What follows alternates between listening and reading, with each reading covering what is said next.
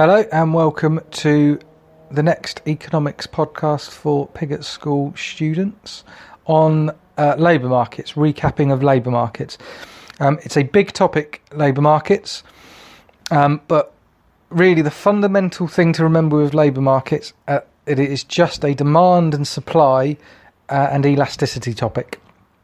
So remember that the demand for labour is derived, i.e. you want it for something else. So, labour demand for teachers is only demanded because you want them to teach. Labour demand for truck drivers is only demanded because you want them to do for something else. If more ice creams are sold, then the derived demand is for more ice cream men. So it's a demand and supply driven market like all of the others, and it is derived. So it's based on the demand is based on what the other thing you want it for. On your diagrams and what demand means, you should be showing on the demand curve, demand equals MRP, which is the marginal revenue product. I.e. what this means is workers are only going to be demanded in industry if marginally that additional worker provides the revenue or product. So basically, the higher the marginal revenue product, the greater demand for those workers. So the marginal revenue product of top-end footballers, Cristiano Ronaldo has recently gone to Juventus for 100 million euros. That is because his marginal revenue product on the pitch and the fact he can sell merchandise is incredibly high.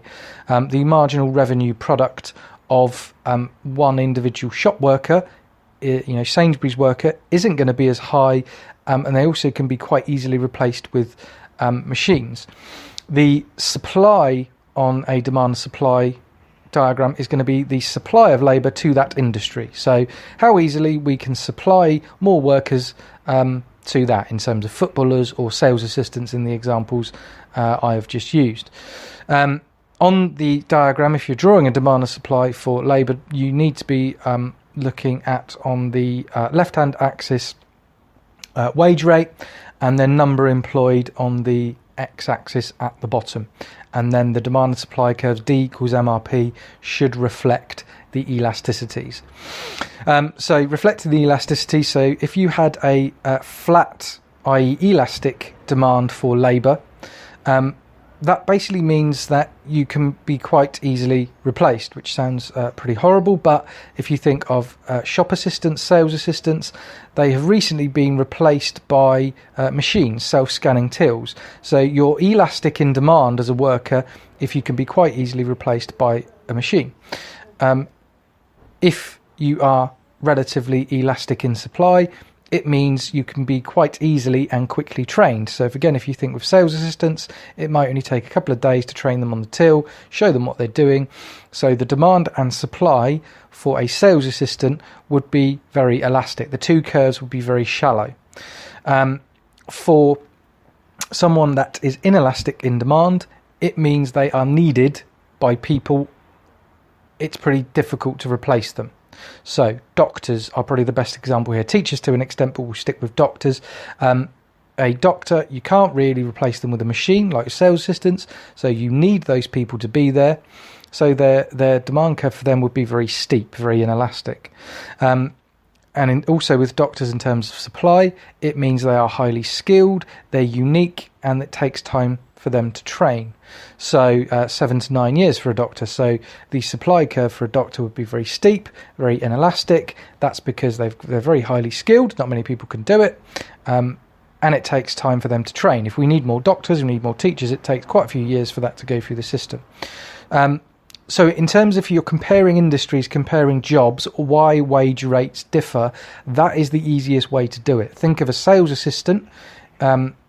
Demand and supply is elastic, show that on your diagram.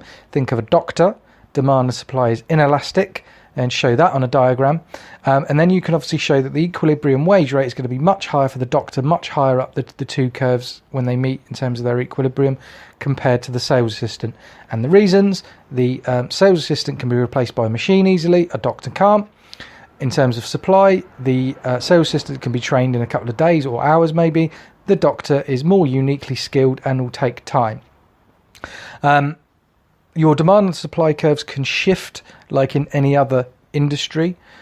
So demand for a particular thing will go right if more are needed. And remember, it is a derived demand. So if more nannies are needed to look after kids, then the derived demand for nannies means that then the demand will go right, and then nannies' wages will go up, ceteris paribus.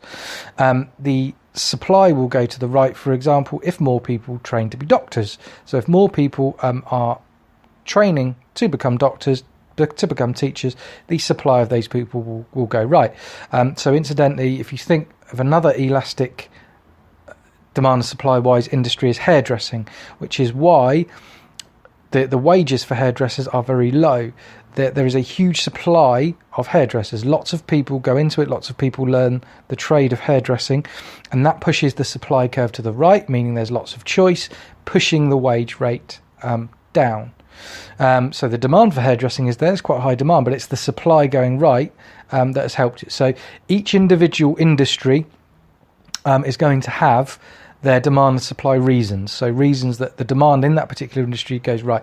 If you're looking at a whole country, which is basically you're looking at your LRAS or your PPF curve, that's the labour force. That's a bit different. So that might be due to birth rate, due to immigration, due to an increase in the retirement age. All of those things would push the labour force upwards, but that's the labour force as a whole. If you're looking at demand and supply for a particular industry, then there are other reasons. Obviously, there might also be reasons that supply of workers to an industry goes up. So it might be not just monetary reasons, but it might be that there are better perks in that industry. So if, for example, holidays for teachers, if that's a perk, that obviously is a perk, if that's a perk that people think is good, it's got good holiday entitlement, then the supply of workers might go to their industry. So there are other factors aside from pay, aside from monetary factors that will influence demand and supply in a particular industry. So the working conditions, so the pay for bin men is pretty high relative to the skill level. And one of the reasons there is that the supply of labour to that industry is low because people don't like the conditions, smelly, dirty, etc.